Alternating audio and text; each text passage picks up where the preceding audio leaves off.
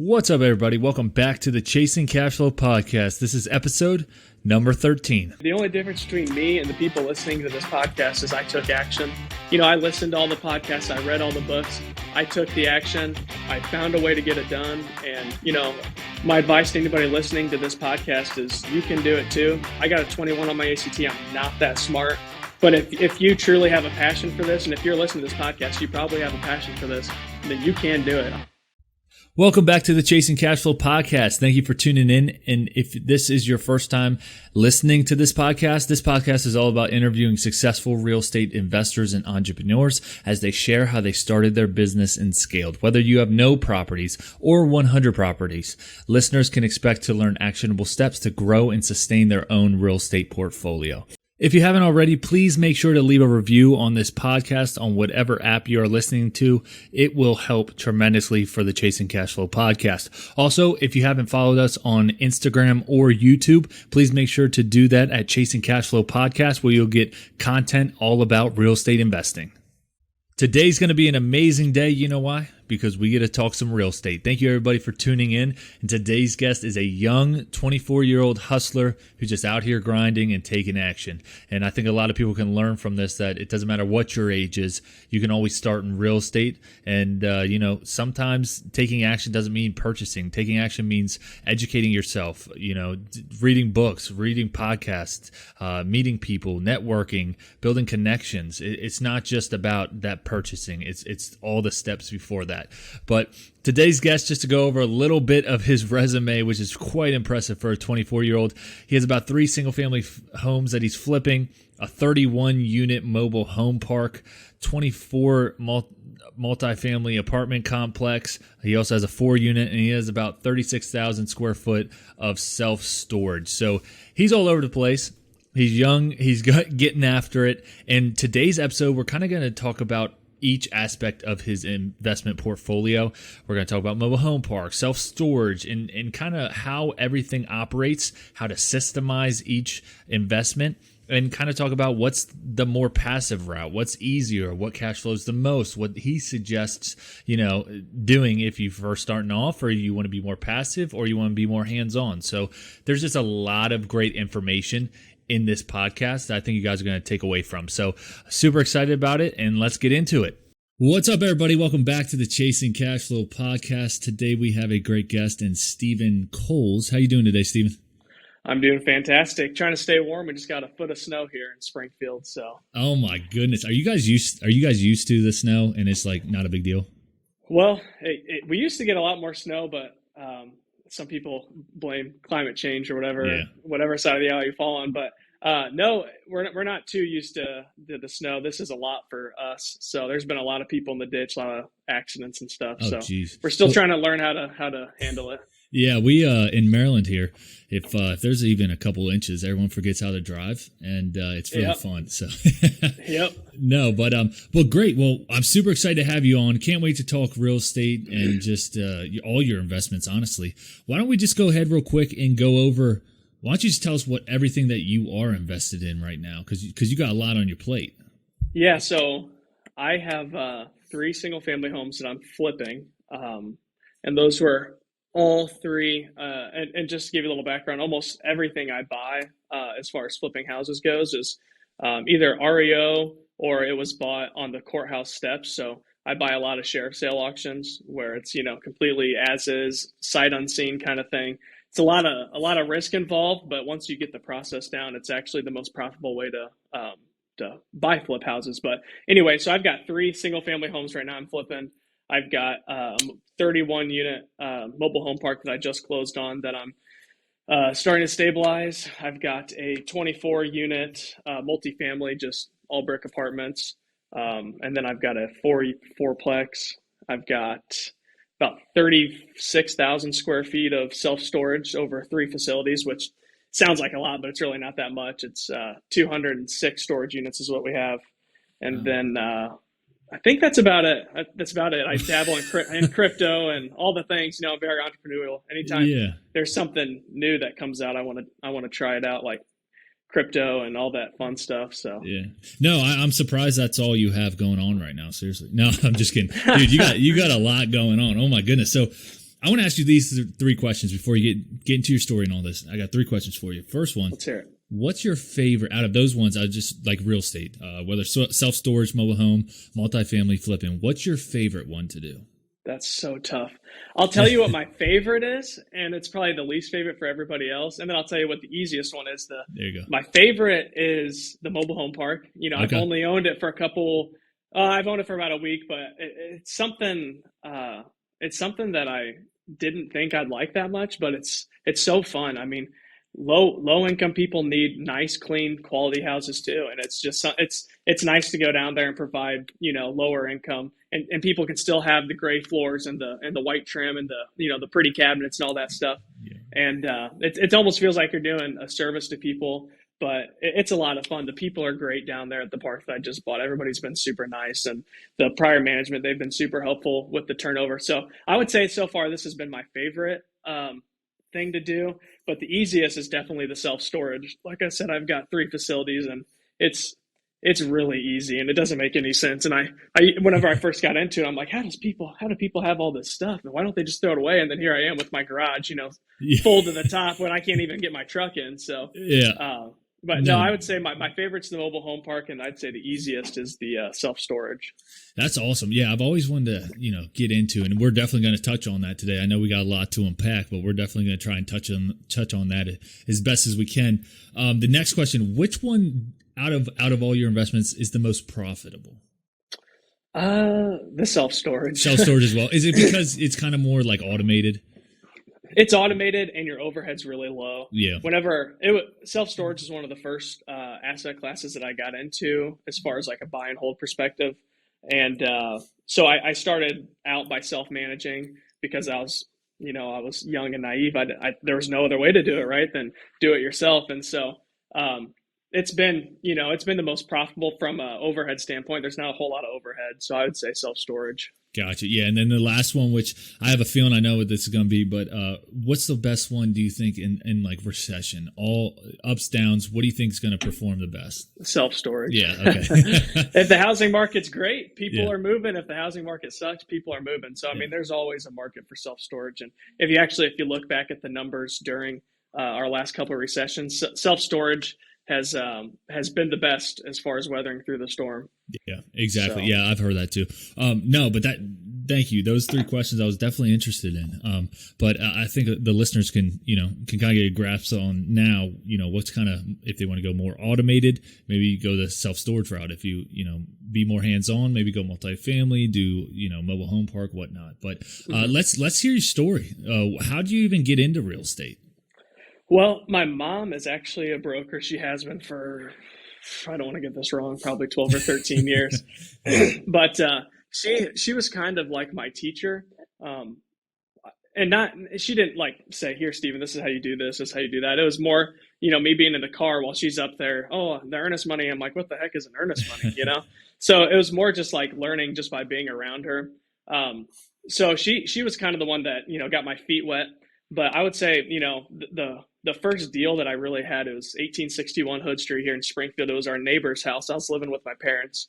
This is the summer after my freshman year of college. And, the weeds were growing up, and it was a rental property. So I knew that it was vacant. Nobody was living there. The windows were shuttered and everything. So I approached the owner. I said, hey, look, man, you got any interest in letting me cut your grass? And he said, yeah, why not? And I said, okay. Well, I mowed his grass a couple times, and I called him back and said, hey, this house is just sitting empty. Would you have any interest in selling it? And he said, well, for the right price, as anybody would say. And so anyway, I lowballed him, and he said, no, try again. So I came up and gave him a real offer. It was $52,000, which is, not a lot of money, but when you're 19 years old and you got like $5,000 to your name, that's a lot of money. So yeah, it is. Anyway, he said, yeah, I bought the deal, $52,000. And I got on YouTube University, like you were saying. I got on YouTube University, learned how to paint, learned how to do all this stuff. I did it all myself, and ended up flipping. I think I made $7,000 or $8,000, but that was like a ton of money to a 19-year-old, Yeah, 100%. Okay, so that was your first deal, and that kind of got you, into real estate, and it kind of got your mind turning and saying, wow, I can really make money out of this, right? Yeah, man. So for sure. What's like your next step from there? So you made this money from, this flip that you just did, first investment. What do you do now? It was try to find another one, do the Yeah. exact same thing I just did. I mean, I kid you not, after I closed on this house, like that night, I was on Zillow and Truly and everything, just like, I want another one. This was so easy, and it's like, I had no idea it was as easy as it was. And like, you don't have to be very smart to be in this business. And I tell people that all the time, like, I'm not smart.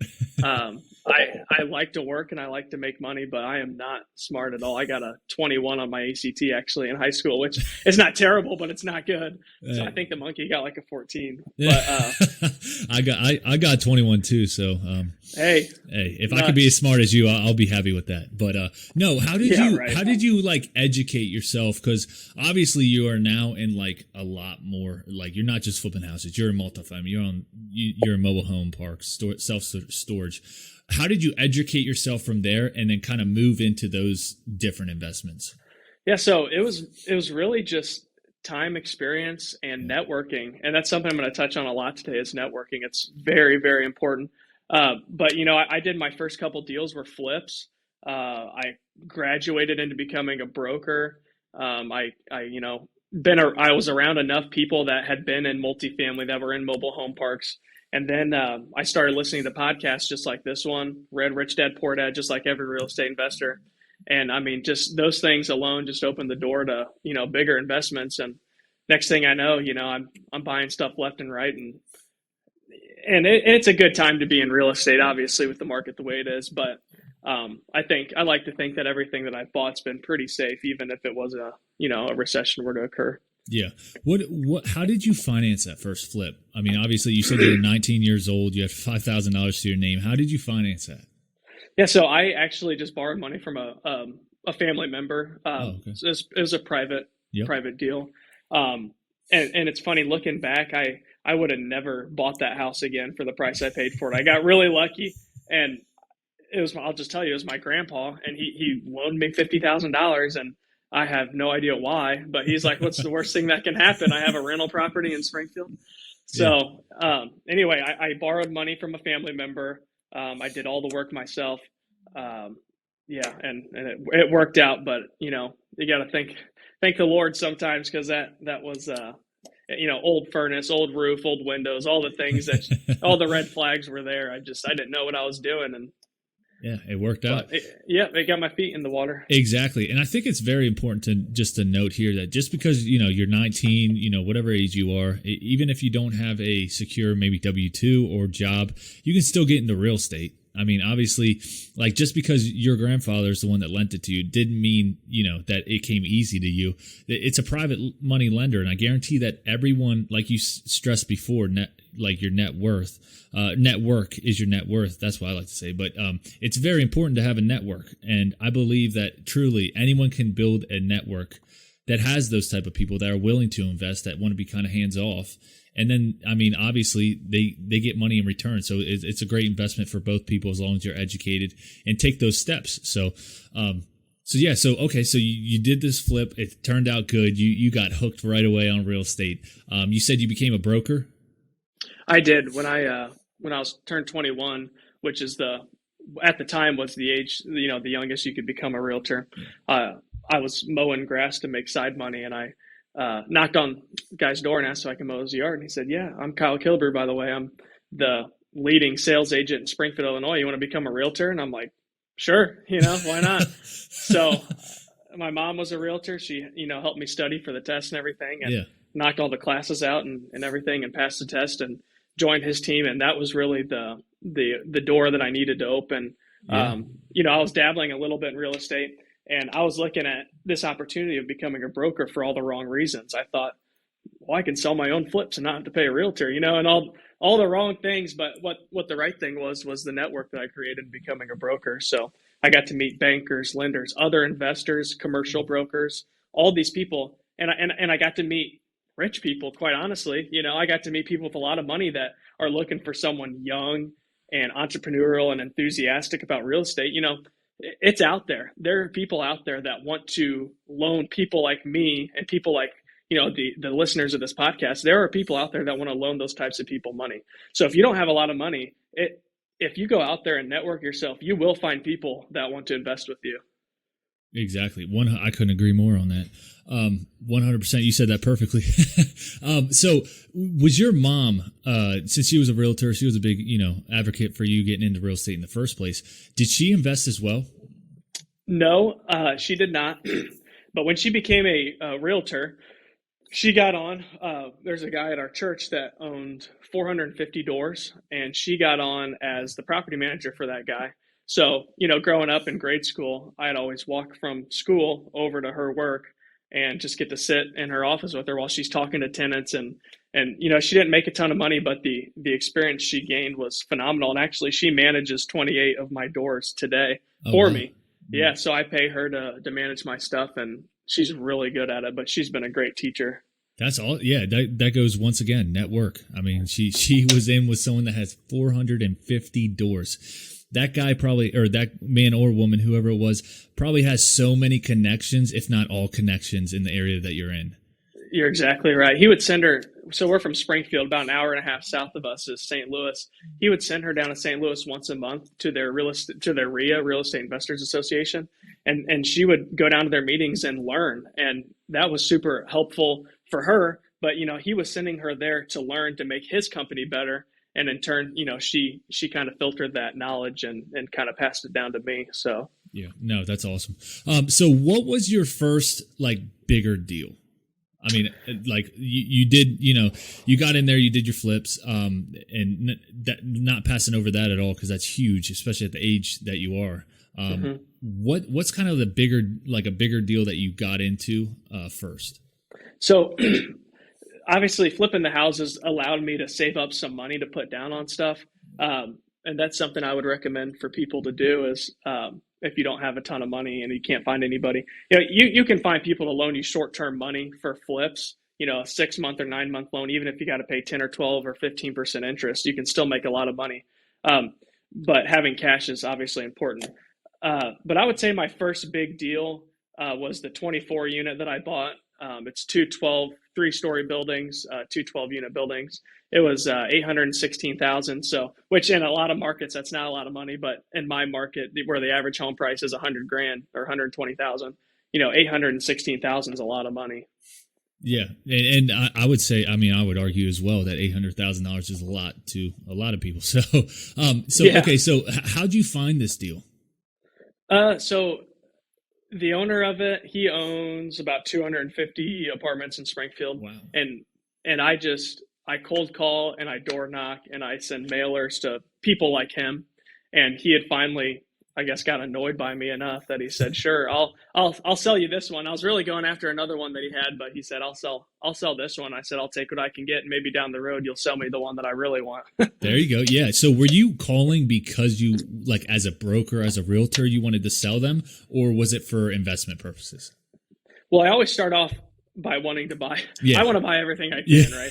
But if I can't swing it or it's not good enough for me, I do pass them off to investors, and I've got a lot of really good clients that'll close on stuff quickly. But most of the time, it's because I want to buy it.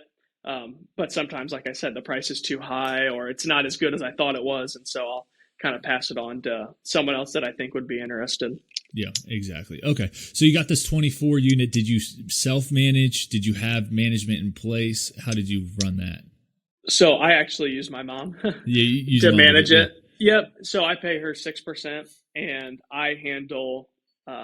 She'll take the maintenance call and she'll send it to me, and I'll delegate it out to my subs that work on my flip houses. But so I'm basically handling maintenance and turnover. She handles leasing and all the phone calls and all the headaches that I don't like to deal with. Yeah, 100%. I'm the same way as well. That's why we have a property manager as well. Yeah, I'm not good at it. So. Yeah, exactly. And exactly. Delegate, get someone who can do it better than you, because at the end of the day, I'm not great at everything, and I know that for a fact. So delegate, get someone out there that actually does it for a living, like your mom, who does an amazing job. That's just a smart tactic right there. So, okay, let's go into, you mentioned something earlier about the real estate owned properties for flipping. I kind of want to know your strategy for that.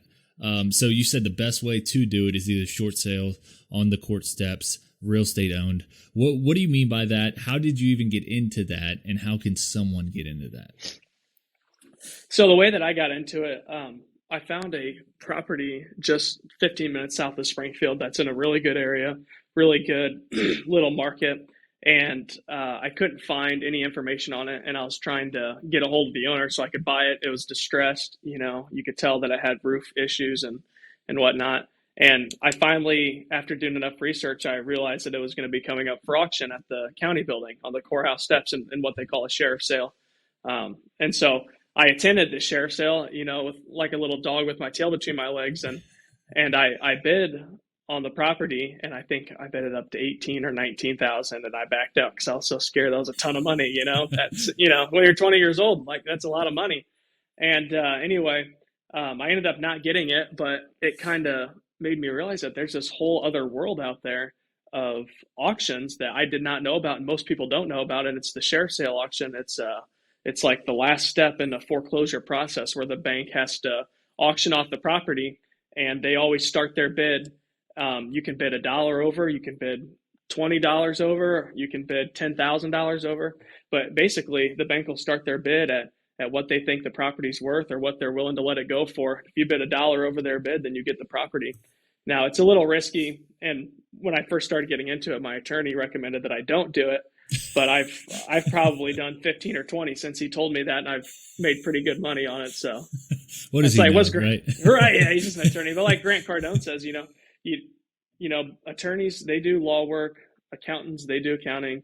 I'm a businessman. You're a businessman.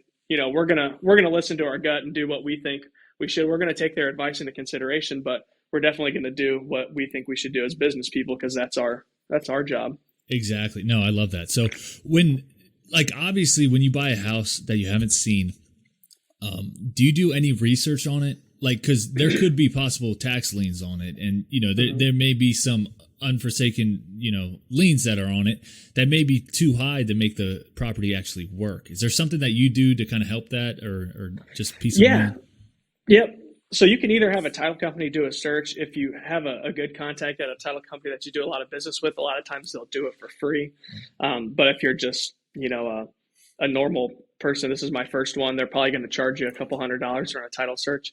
Or if you get good enough at it, you can actually go to the county recorder's office and look at the title and make sure that there's not any liens on the property. And a lot of times there are. Sometimes they get wiped off with the foreclosures. But I would recommend anybody listening to this, talk to an attorney and find out which liens stay, which ones go.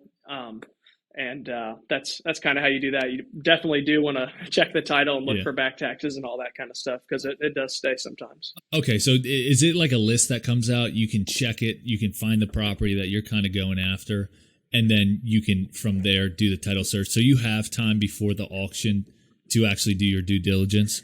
Yeah, you do. You have I would say they come out with they have to publish the auction in the newspaper, and they've got to do it, so many days before the auction. So yeah, you have at least a month or two to do due diligence, but it just depends by county on as far as the list goes. Like in my county, yes, they do hand out a list, but in a lot of counties, they don't. And so you can get on like an auction.com, and sometimes auction.com will post them and, other places like that. Yeah, exactly. How much of a discount do you think you get from these real estate owned properties, these auctions, like from market, do you get them steeply discounted? Yeah. I'd say pre-COVID, we were, you're buying them at 50 to 60% of the ARV. Wow. Yeah. And then I'd say with COVID, it's probably more like 80%. The margins have gotten tighter with COVID because, price of building is so much more expensive. So now I'm competing against guys that do the work themselves and exactly. And yeah, everything. that was my next question. How much competition do you have with these?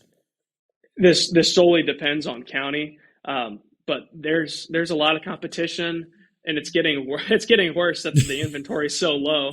Yeah. But it's not uncommon for me to go into my county building and go up against 10 or 12 other guys. And I know if you go down to St. Louis, there could be 50 guys down there. Yeah. But then sometimes you're the only person in the room and you get it for $1 over. It totally depends on county and area. Yeah. Okay. And let's go into, so let's say you purchase a property from here, right? You do the tax search, you go ahead, you get the property, right? Can you talk about a little bit like how, first off, like your finishes, are they market specific? Like is one market maybe, it expects granite countertops, the flash, and then maybe another market, obviously you still make it nice, but just lesser finishes. Can you talk about that, if it's any like criteria to the finishes after you get the property? Yeah, absolutely. So I try to maintain a good reputation here, and I try to make all of my flips like super high quality. I try to go through them completely and not leave the next owner any headaches. And we've been pretty good about that. And if anybody ever calls us after the sale, we don't market a warranty or anything, but if anybody calls us after the sale, we'll take care of it. But I would say if and like I said, in our market, the average home price is 120,000. So I'd say if we're in that 120 to 150 range, we're putting laminate in it. We're putting, vinyl planks, new vanities, gray walls, white trim. But if we're in, a $300,000, $350,000 house, we're going to put granite in it. So it is market specific. But you sleep good at night when you do a good job. So Exactly. I always recommend that people do a good job on their flips. And I have investors that are flippers, and I'll sometimes walk in there on a listing appointment and be like, oh no, we need to fix that because I'm not putting my name on that. No, I definitely think that, obviously, don't put anything, because obviously you don't want to just hide something. You don't want to hide a latent defect or anything like that. You want to make sure that you disclose that, or you fix it the right way, and make sure that nothing's hidden. You don't want to do a bad job of flipping and get that bad reputation, like you said. But I think there is an importance of knowing how not to overspend in a flip. Did that take you a little bit of time to figure out, or were you kind of on the ball from the beginning?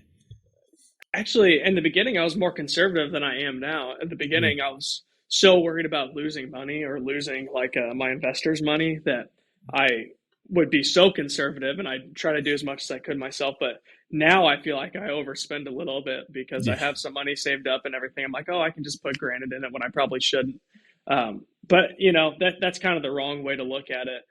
You do need to be conservative. I mean, you're in the business to make money, but like you said, you don't want to do a bad job and pass a problem on to somebody else. And that's something that was beaten into my head from the very beginning, that you want to be honest and trustworthy and have a good reputation, and you just make a lot more money that way. Exactly. How did you fund these? A lot of them was with family members. Private money. I've done some deals with some outside investors that have loaned me short-term money on flips. And then you do enough, and you make 20 here and 20 there, and you can finally afford to buy some on your own. So I've done several on my own as well. Okay. And this flipping technique, the real estate owned, and all this flipping is kind of funding everything else for you.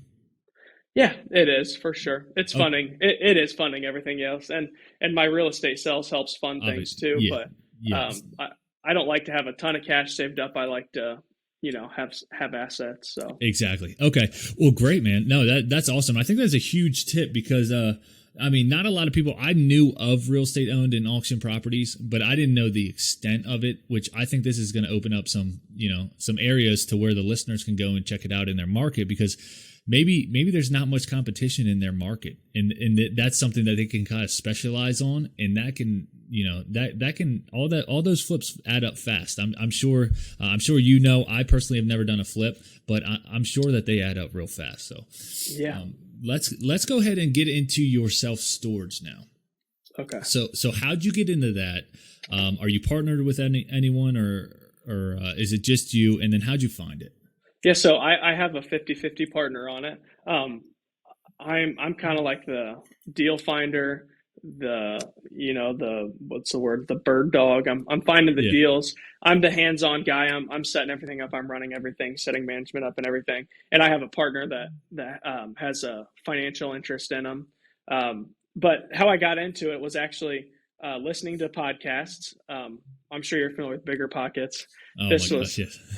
This was back when Bigger Pockets was Little Pockets, It was years and years ago. and I was listening to Mike Wagner, I believe, was on there, and he's a big self-storage guy. But anyway, I like the idea of it, and I was listening to people in other markets who made a ton of money on it. And so I was just driving down the road one day, and I saw a self-storage facility in a small town of about 2,000 people, and it had graffiti all over the doors. And I'm like, man, that looks like a value add opportunity, right? And so I got on the county website, found out who owned it, found out where the tax bill was getting sent. I drove out there that night, knocked on the guy's door and said, hey, 80-year-old guy answered the door. I said, hey, sir, I saw you own this beautiful property here at 123 Main Street. Would you have any interest in selling it? He said, absolutely. He said, I'm getting up there in age. My wife passed away last year, and it was almost fate. And so he gave me a price. I approached some investors about helping me finance it, and the rest is history. We gave him exactly what he wanted for it. It was a great deal. It was great for him. It was great for me. We closed quickly, and I painted the graffiti over, added some rocks, sprayed the weeds, and put a new sign up, automated it, and it's been one of the easiest investments I've had and the most profitable. That's awesome. A lot of people would see graffiti and run, and you see graffiti and like run towards it. So that's those awesome, are the best ones to get, man. I'm telling you. Exactly. No, that's awesome. And then let's talk about it. So you got it at a really good price that you said. How do you value add on a storage facility? Well, most of the time, these mom and pop storage facilities are not at market rent, and so rental increases is obviously the most like clear pathway to add value. But there's also value in automation. There's tons of programs out there. Like I use Easy Storage Solutions.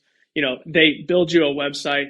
They have leases already templated. They have everything that you need, payment, logging. They send invoices and receipts and everything. Everything that you don't want to do, they do for you. And it's not that expensive for what it is. And so I use that to automate it. We can do online rentals and everything. So I would say the best way to add value is by increasing revenue and then automation. Yeah. So do they go into account? Like, is it the same thing like in multifamily? Whereas, the expenses as well, you lower those, it's going to add value. And then do they count like management fees as well in the expenses for storage? They do. Okay. Yep. Absolutely. So by what you're talking about, the automation of it, automating it to that, I believe you said easystoragefacility.com or whatever it is. Easy Storage, yeah. Easy Storage, yeah. So by doing that lessens your expense, so that adds value? Absolutely. The management is a lot less hands-on. And so I would say like the market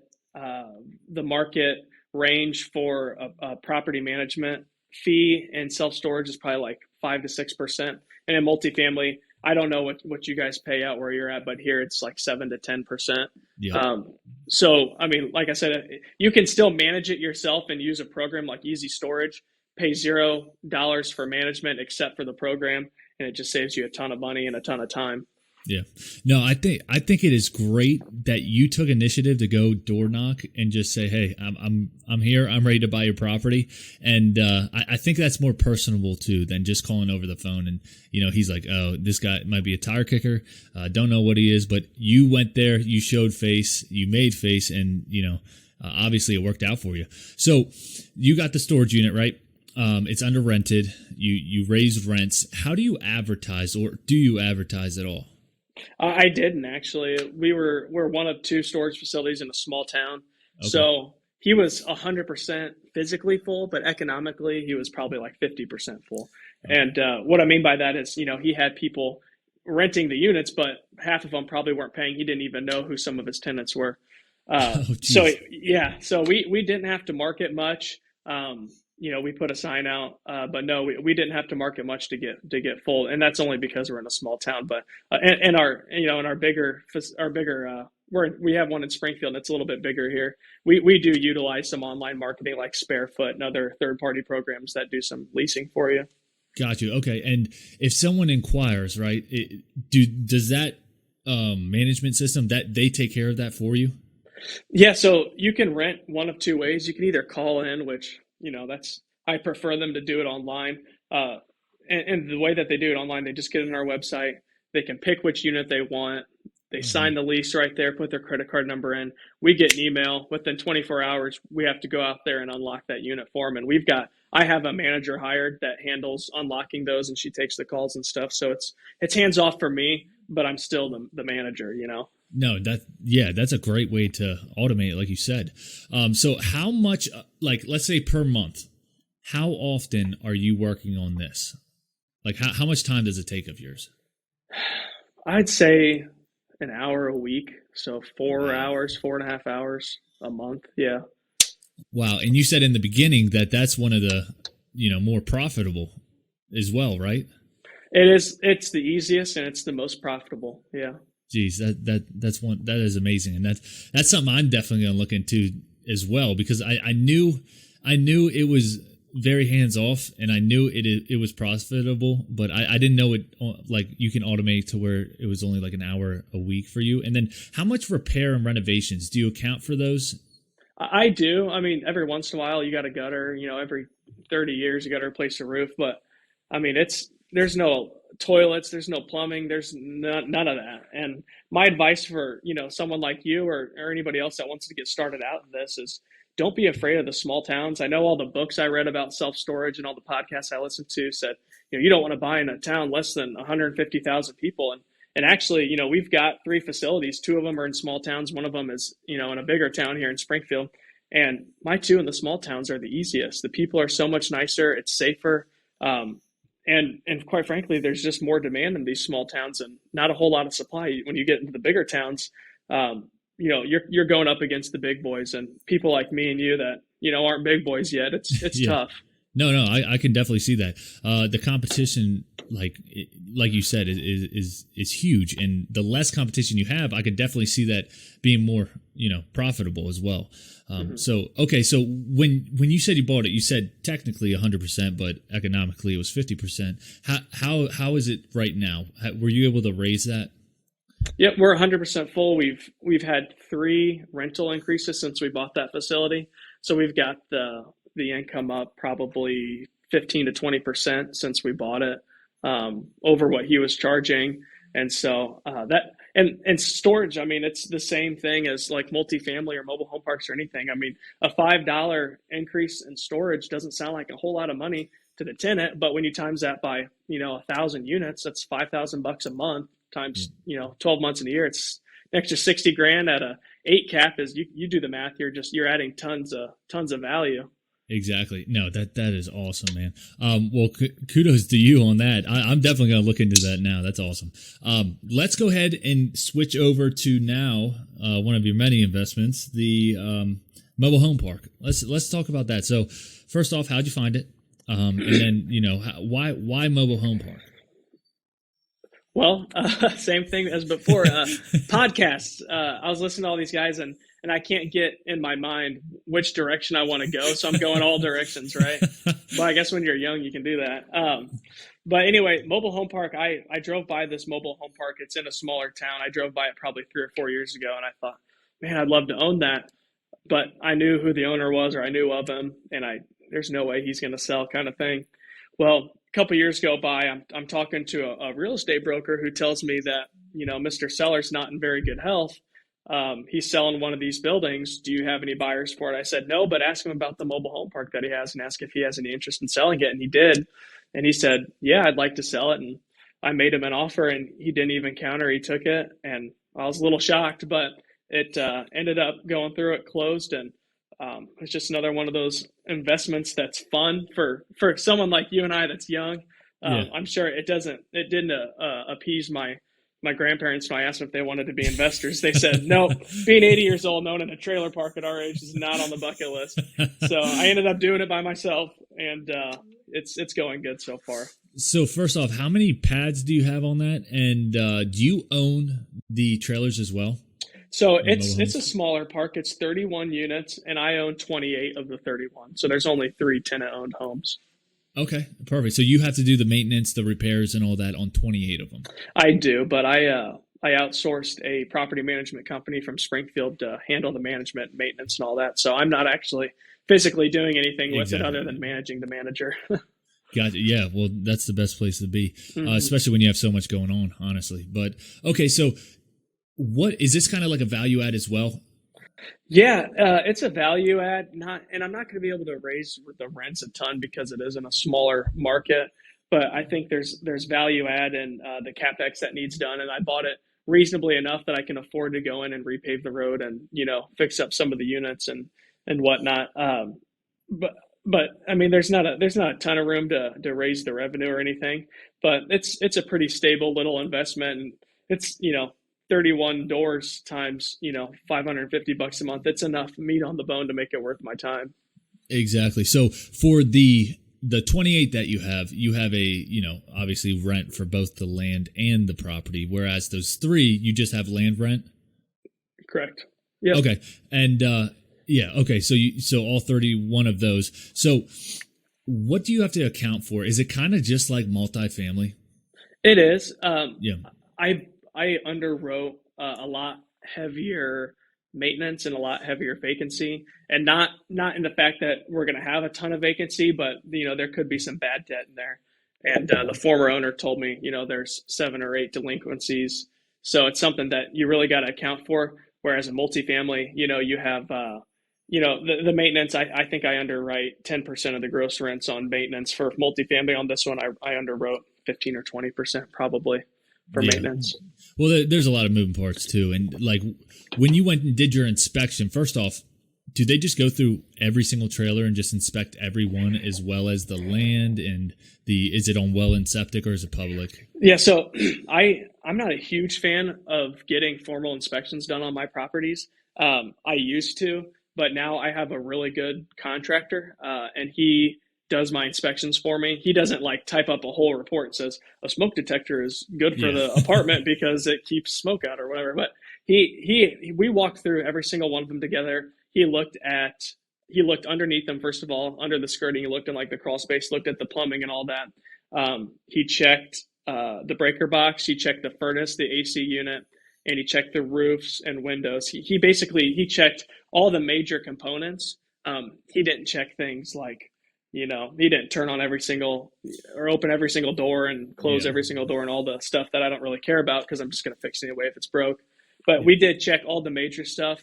I did have him find out if it was on city water and sewer. Actually, before I wrote a contract on it, it is on city water and sewer. I had him check the infrastructure. It's all PVC, so it all checked out for me.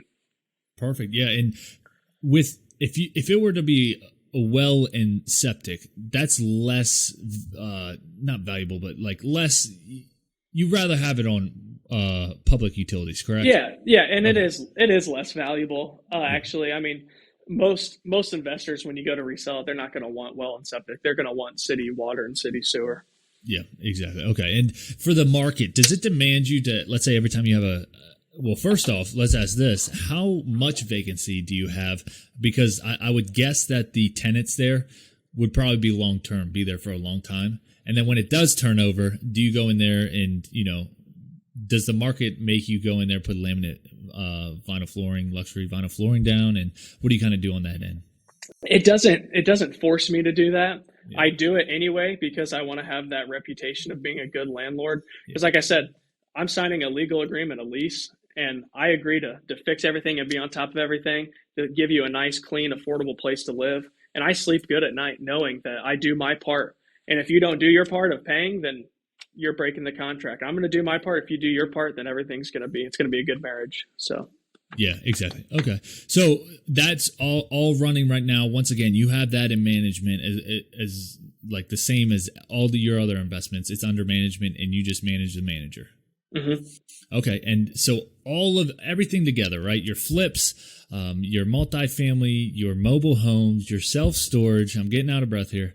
How much time does that take you? About a month? Because I know you're a full-time real estate agent, and a lot of people don't know you only get paid when you sell houses. It's not like it's a W-2 or anything like that. That's right. So how long does that take you, and how long does that dive into your real estate? I mean, I work every single day from 8 o'clock, sometimes till 10 o'clock at night, but yeah. I don't have to if I don't want to, right? So I mostly do it because I'm the type of person that has to keep going and stay occupied. Otherwise, I get really bored. But I would say between all the investments, not including my real estate sales, I'd say I probably have 30 hours a week in all of it. Yeah. Okay. That seems, pretty reasonable for, everything that you have going on, which is very good. Well, let's do this. Where are you looking like forward at? Like, what do you plan 5 years from now? Like, what are you trying to accomplish? Where are you trying to get? Well, like you said earlier, as a real estate agent, if you don't sell houses or commercial buildings or whatever, you're not making any money. And so, if I, knock on wood, if I ever get in a position where I break my back or I get sick or something, I want to be able to have some, residual income. But in 5 years from now, I'd like to have enough that if I wanted to just say I never want to sell a house again, I wouldn't have to. And I'm getting close, but that'll never happen, right? But exactly, if I want to take off and go on vacation, I can. I want enough passive income streams that I feel comfortable. But as far as a specific asset class, I have no idea where I'm going, man. Yeah. I love it all. I love real estate. That's awesome. I love how you're like in every which direction, which is honestly awesome. And a lot of people would agree that diversifying your portfolio is probably going to help you in case there were, to be a recession or something like that.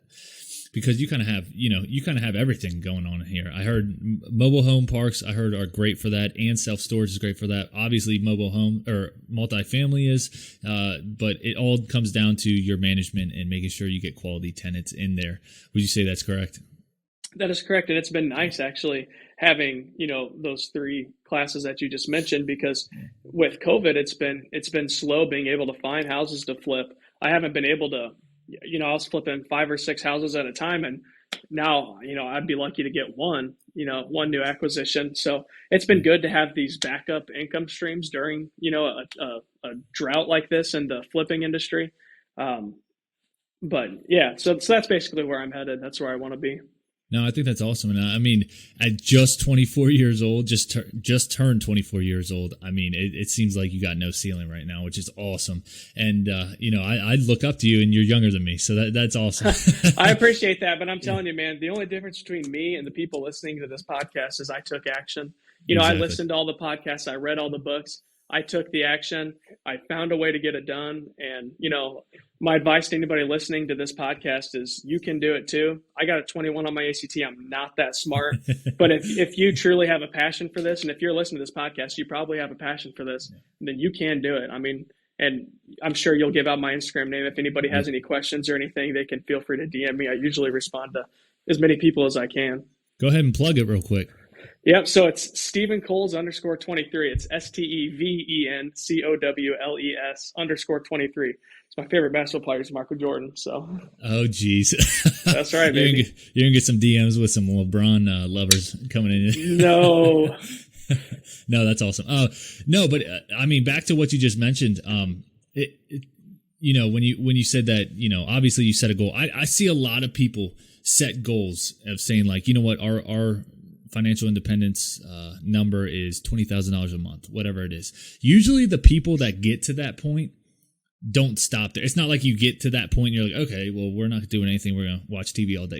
Usually the people that get to that point, they keep going because they're just motivated as anything. They just set a new goal and keep going. It's just at that point, that you're secure and that, if something were to happen, like you were saying, that you'd be fine. But typically the ones that are motivated enough, that won't please them and they'll probably get bored, like you said. So that sounds like you're kind of in that. Yeah, exactly. And it's fun. So, yeah. Okay. Well, let me tell you this. We're going to work on getting you out. I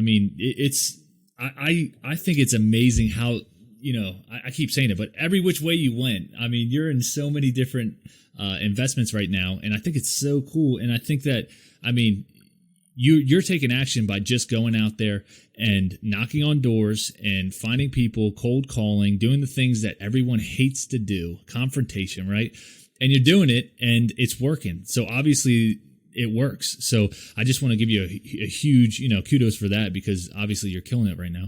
But moving forward, like if someone, let's say one of the listeners here could add value to you in any way, what would that be? If a listener was listening to this and they wanted to add value to me, is that what you're asking? Yes. That's a tough question. Yeah. That's a good one. Yeah. A lot of people say like, money, and obviously that's very true. You want partners, you want private money lenders, hard money lenders, all that.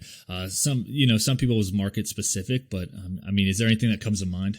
So I've been lucky enough to not have to worry about finding investors. I've got a ton of really good investors, but I'd say something that could add value to me is, almost like a mastermind or some sort of online networking group with people from out of state, because I'm from Springfield, Illinois. Like, we have 120,000 people that live here, and there's not a real estate meetup. There's not a Bigger Pockets meetup. So the only way that I can find out what's going on in that big real estate investing world is, things like this and getting on Facebook groups and stuff like that. But I definitely want to network with people outside of Springfield or outside of Illinois and just find out what's going on out there. What are they doing that's working? Obviously I'm not going to be in competition with a guy from New York City. What are you doing that's working for you? And what's something that I could do that I can implement here in Central Illinois that would work for me? And I'd be happy to share that with other people as well. Perfect. Well, have you ever looked to going out of state? Yeah, I like the short-term rental idea and the Airbnb stuff out of state, but I've got enough opportunity in state that I haven't really had to look for that. But I know there's like Chance, he's from Seattle, where the average home price is like $900,000. It's hard to find deals in Seattle, Washington. So we see a lot of people from outside there coming here. So that's kind of a reason I do stay in state, is I don't really have a need to go out of state, but there's a lot of people out of state that do have a need to come to here. Yeah, definitely. So everyone that, listening right now, any type of mastermind, any type of online, just networking, I think Steven would love that. So, moving forward. So why do you do all of this? Like, what's the point? Obviously you're driven. Obviously you don't want to be bored, but like, why are you doing all this? I'm sorry, you cut out there for 1 second. What was that? Oh, sorry about that. Yeah. So why are you doing all of this? So I know it's cliche, but I would say like my family, ever since, I did become a broker. At the same time I became a broker, my mom switched her entire business over to the company that we're with. It's called Killebrew Real Estate at the Real Estate Group here in Springfield. At the same time, we both switched over here. I became a lot more successful. She became a lot more successful. Our whole family has been able to benefit off of this thing. My brother works for me. He's a maintenance guy. My grandpa's been able to invest. It's become like a family affair where we're all working, we're all making money. And it's just, it brought our family together. So I would say my why is probably my family. And, growing up, I lived in a 900 square foot house with one bathroom with a father who loved beer and pizza. So, living in a one bathroom house with him, blowing it up all the time, that's something, I don't want to do again. I want, a big enough house and with at least two bathrooms, so I can have my own. But that's kind of my why, is my family. And just growing up, like I said, we weren't poor or anything, but we definitely weren't super loaded. So it'd just be nice that I can get to give my kids something in the future. No, I love it. You want to be in control of your story. I think a lot of people are doing this, they want the same thing. So I think that's great. If anyone can, find you, I know we just shameless plugged you right there, but what's like your Instagram? Do you have a website? Where else can people find you? Yeah. So my Instagram is, like I said, Steven Cowles _23. That's probably the best place to find me. I try to post on my story as much as I can, my flips and updates on my apartments, and I'm going to start adding stuff to my mobile home park and everything. I do have a TikTok. I suck at it. I watch Chance, and he's so good at it, and I'm like, I look so dumb, So yeah. I'll get better with it once, the more that I do, but it's something that I'd like to, do a little bit more of. Exactly. Yeah. So everyone that's listening, if you haven't listened already, Chance Ireland, he was on the Chasing Cashflow podcast. He had a TikTok explode, and now he is a famous TikToker that tap dances. And no, he doesn't tap dance, but it's all about real estate. But no, I give him a hard time. But he has a great story. But yeah, he formed a business out of TikTok, which is insane. But I think, what's your thought on it? Social media in general. I think that it's so powerful. I think I talked about the last podcast that came out right before this one, and I talked about the social media. It could hurt you by comparing yourself to people, and all the self-imaging and just all that. But it also is a very powerful tool to build your net worth and network and all of that. So what's your thought on that? No, I think it's a great thing for people that are good at it. And you're right, it is hard to get on TikTok and see, people doing all this stuff that you're not doing. It's like, man, why can't I be doing that? But if you have the right attitude and the right mentality about it, you can use it as motivation. So Chance is really good at it. He's funny. He came into town, obviously. He was buying a couple properties here. And he's just like, oh, yeah, I casually made like $8,000 yesterday on this. I'm like, what the heck? Where can I find that? I want to do that. But, Exactly. Like you said, it's a very powerful tool. If you use it, the way that it's intended to be used, in my opinion, then I think, it's a good thing. But for people with a little bit lower self-esteem, it's probably best to stay off it sometimes. Yeah, exactly. It probably allows you to just even just taking a break from it, I think can just like clear your head more. You can focus on your goal, stay in your own lane. And yeah. But okay, let's end this outright. What do you like to do for fun? Well, I play the drums. That's something I like to do. Oh, do you really? Very cool. I play the drums in my church band and play a lot of 70s and 80s music with my brother. He plays the piano. I like to play the drums, and I like to go hunting. So those are my two hobbies.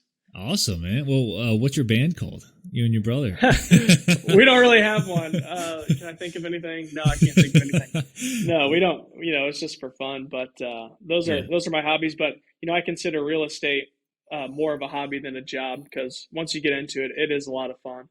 Exactly. Yep. And it's kind of like a game. It's strategy. How can I make money, and how can I do it the most effective way? And those people that do it that are successful like yourself, it's it's life. It's exactly what you want to do. So no, I think that's great. Well, perfect, Steven. Thank you so much for being on. I appreciate it. Your diversity in your portfolio is absolutely amazing. And I think we touched on everything. I wish we could go more into depth in them, but I think the listeners get an idea of exactly, what real estate. I'm losing it right now. What real estate? I'm gonna cut that out, by the way. What real estate investment, it might be for them and something to look into. So I think you gave a great outlook on that. So, but thank you so much for being on, and I can't wait to see 2022 and you crushing it. That's right, man. Well, I appreciate you. Thanks for having me, and I love the podcast. It's going great so far. So I'm going to continue listening. Thanks, man. Appreciate it.